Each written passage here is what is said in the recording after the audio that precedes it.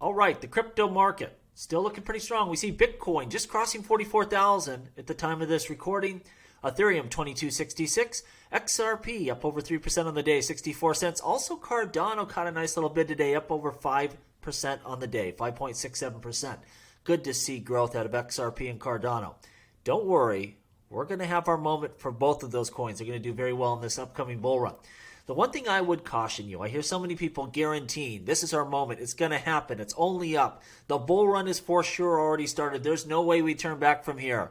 There ain't no guarantees in this game. I'll admit, this looks bullish. This is exciting. This very well may be our moment, but you just don't know that. So don't do stupid stuff like lever to the hilt because some YouTuber told you it's a guaranteed bull run right now and we're going straight to the moon. We've been through this before, and it can look awful bullish and change in a hurry. So just be smart, invest for the long term, and if this is our moment, if this is the bull run, hey, I'm as excited as the next person, and I'm starting to believe in it. This is looking really good. You just never know what's going to happen in the short term. Now, part of the reason I'm so excited here, well, we look especially at the holy trinity, what I call of cryptocurrencies, Bitcoin, Ethereum, XRP. We've had huge advancements. When we look at Bitcoin, it's getting ready to be integrated into traditional finance. It's going to trade on regular brokerages, all this kind of stuff. Great. We look at Ethereum. It's made the switch over to proof of stake. It had to, for what they want to do with that network, get off of proof of work, and it did that flawlessly without issue. Now, they have a ton of building to do from here. Don't get me wrong. It's not production ready for the things they want to do, but that was a huge first step, and it's miles ahead of where it was during the last bull run. You look at XRP, man. Last time it was pretty much illegal in the United States, or at least it was up in the air. Now it's clear. XRP is a token, is a pure commodity, and it can trade without interruption on the secondary market in the United States. Massive deal. All three have gone a long ways. You start going down the list to other major blockchains, Cardano, Polkadot.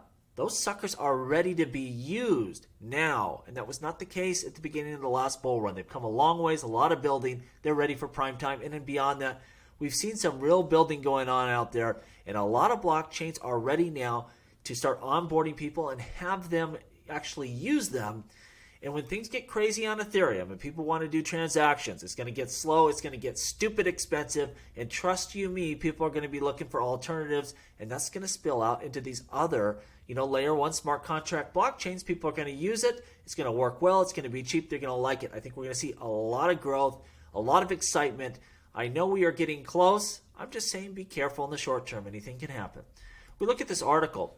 It's talking about there's a lot of optimism for the Ripple case. Maybe we get a settlement. Great. But I don't like what they said here. They said the SEC's appeal could prolong XRP's uncertainty. Now, for XRP, there is no uncertainty. It is the rule of the land. XRP is not a security, and it's as simple as that.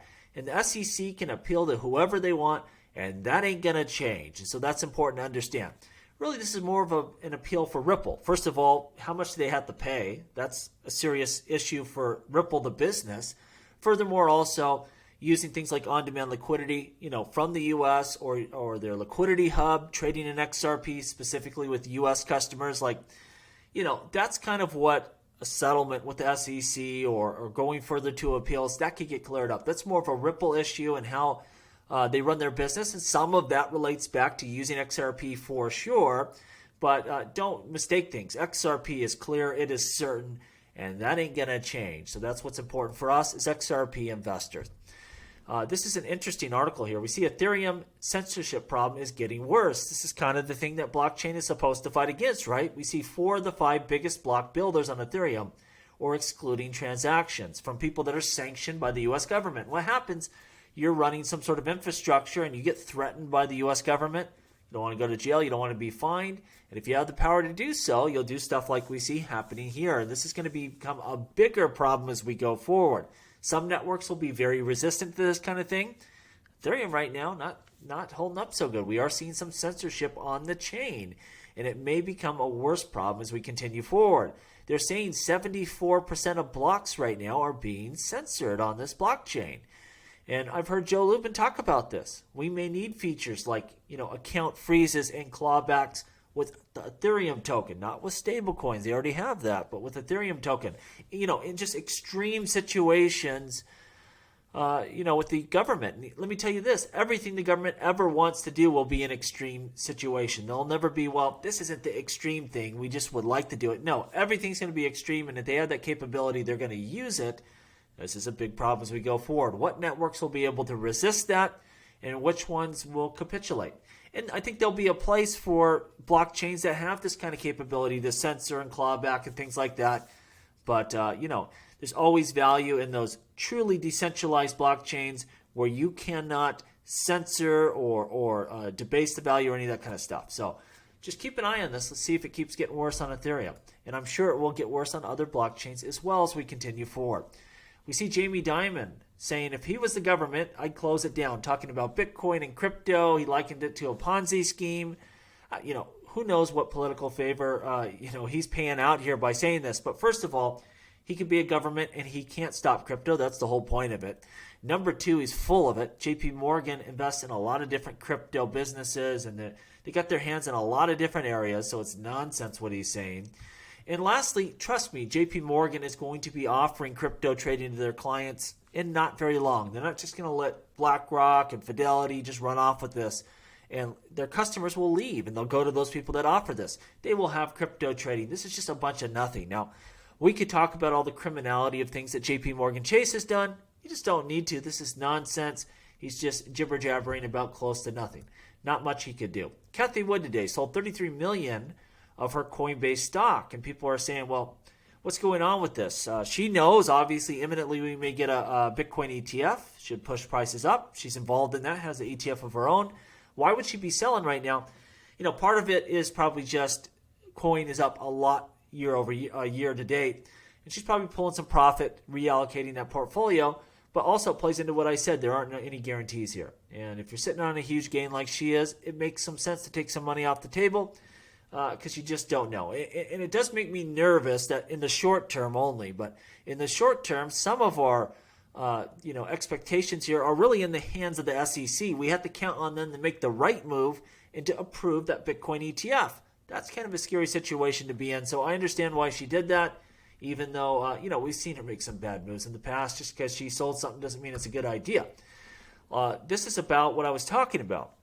So lawmakers in the U.S., they have this crazy proposal. It's called the Digital Asset Anti-Money Laundering Act, which, if it was to become law, would be very troublesome. One of the things are, if you held crypto in, let's say, a foreign exchange, well, much like you have to do right now, if you have a bank account in a foreign country and it's over $10,000, you have to report that to FinCEN, even if it didn't make any interest, even if it didn't make you any income.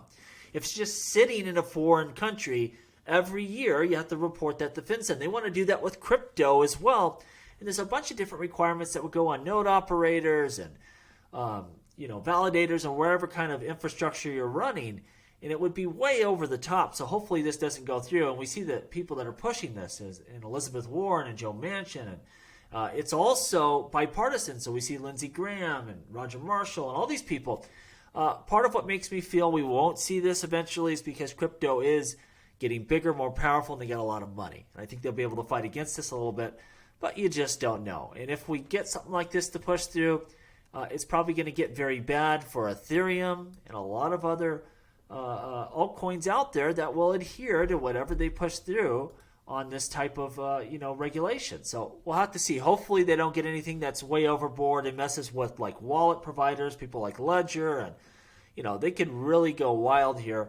And as crypto enthusiasts will be fine, but the everyday person, it'll be tougher for them to really participate in this decentralized ecosystem in a truly decentralized way. A16, their ideas of top crypto performers for 2024 is AI and gaming. Both are going to be huge. I do have a good allocation to AI. We'll talk about that in future videos. I don't have nearly enough towards gaming. So if you have any ideas, let me know down below. Are there any gaming projects out there that I should really be paying attention to? I know Minus Wells has some that have performed quite well lately. But not an area I know a lot about other than I'm sure it's going to do very well. Let me know if you have any picks. Lastly, I'm going to be interviewing next week Daniel. You know him, big person within the XRP ecosystem, Casino Coin. He's also the crusher of hopes and dreams, the blocker of amendments and a crusher and killer of worlds, essentially, from what people tell me on Twitter. He's actually a really good guy. If you have any questions for Daniel about the XRP ledger or anything like that, casino coin, the things he's developing, put it down below and I will make sure to ask him when I interview him next week. I'm really, really excited about that.